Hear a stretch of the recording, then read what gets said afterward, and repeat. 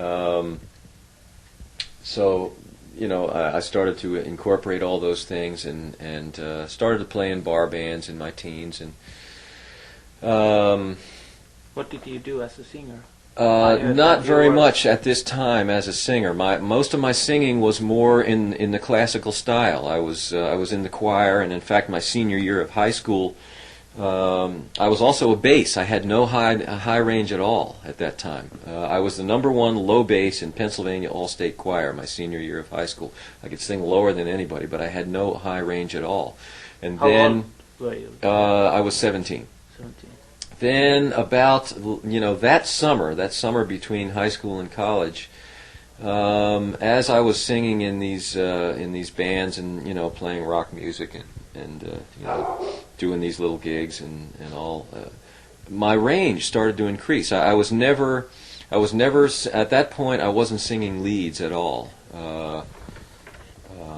I was singing backgrounds, and gradually just this range started to appear. I don't know from where. My father was an Irish tenor, so the fact that I was a bass was maybe a little unusual, and this tenor range started to come and just got higher and higher and higher. And by the time I was in my early 20s, I had this ridiculous range. I could sing really, really high because I wasn't hurting my voice. I wasn't trying to sound like James Brown or Wilson Pickett and just real gravelly kind of a sound.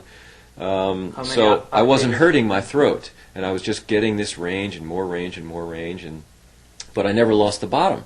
So I ended up with like a 4-octave range. I can sing a high G, an octave and a fifth above middle C, natural voice without falsetto, and I can go down to a low G 4 octaves below that, so like 2 octaves and a fourth below middle C. So you were also a real voice soprano in Frank's band. No falsettos, actually. Right. I mean, I would use the falsetto for effect, but I didn't use it because I had to. And interestingly enough, and it actually doesn't seem that unusual to me when I think about it, my falsetto doesn't really go any higher than my natural voice. I can sort of, sometimes I can squeeze out an A, like an octave and a sixth above middle C, both natural and falsetto, but I really can't go any higher. My falsetto doesn't go any higher than that, and that, I don't know, it doesn't seem unusual to me. It kind of makes sense. I know that for most people the falsetto range goes a lot higher, but my natural range goes so high,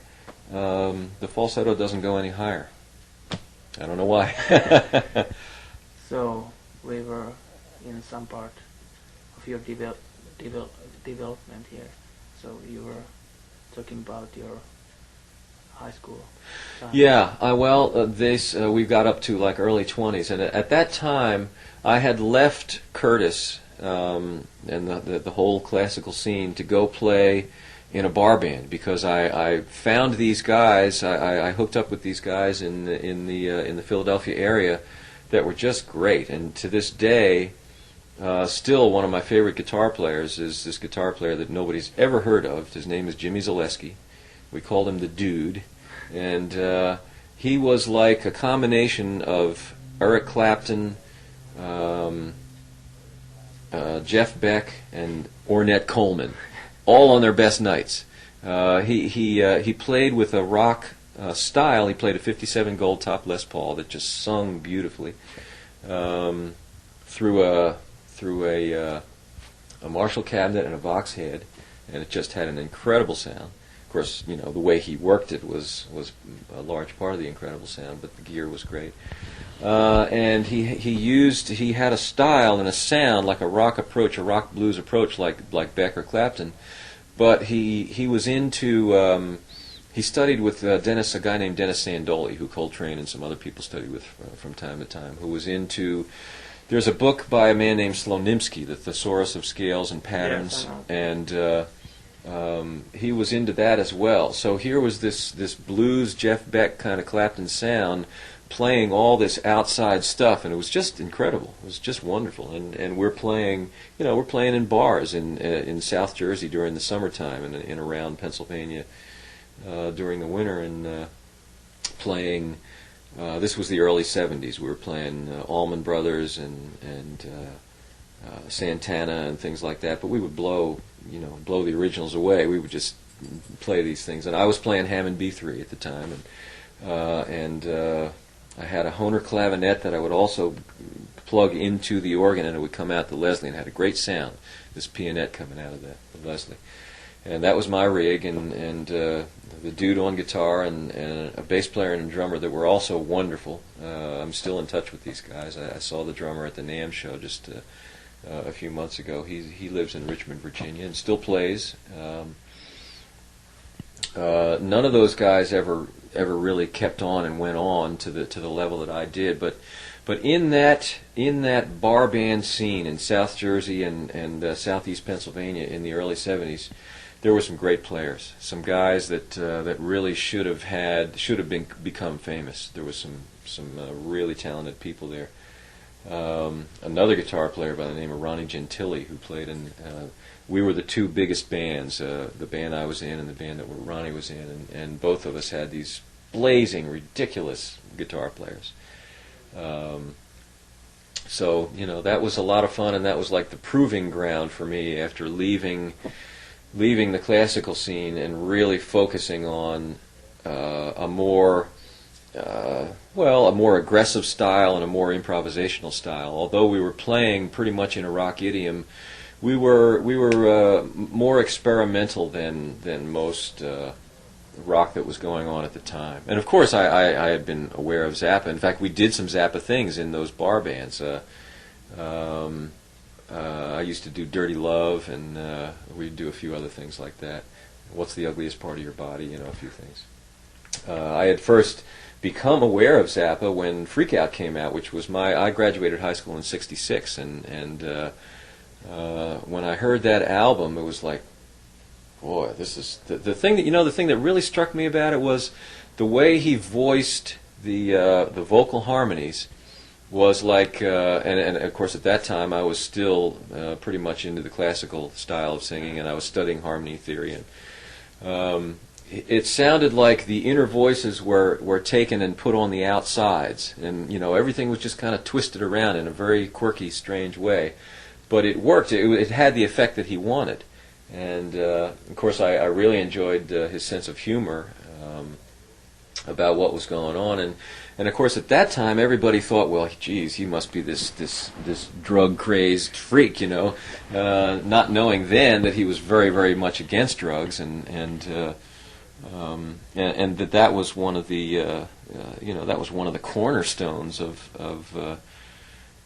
our, I guess, our discipline all through the Zappa years was it would just be impossible to try to do that music if you weren't totally clear and focused. The first tour I did with Frank, which was '81, when did you meet Frank for the first time, and did you have to pass? Oh yeah, everybody's got audition stories. Yeah. I know that, and a lot of them are horror stories, but mine was a lot of fun. I met Frank in '81. I had, let's go back a little bit. I was doing the bar band thing in the early '70s, and then I got disgusted with it because here were these great players and this wonderful potential, and we weren't getting anywhere. We were just stuck in the bar band scene, and we had tried to do some demos and get a deal and all that kind of stuff, but we didn't have a good singer, and I wasn't strong enough at that time as a singer to carry it myself either, although I was getting there. So I left that and went back home and joined a sort of a jazz fusion, an original jazz fusion band in the Philadelphia area, and played with them for a while, and that was a lot of fun and a lot of challenge, and it was a new thing for me. I had good chops, and I had background in a lot of styles, but I had never really focused on playing jazz, and so that was Orleans. No, it was before Orleans. Okay. It was a band you never heard of and never will, because it didn't last that long. But it was, again, some great talented players. In fact, there was a guy that played soprano sax, played it through an amp with a pickup on the reed, and interestingly enough, he was real into Duane Allman, slide guitar, who I still think is the best, although...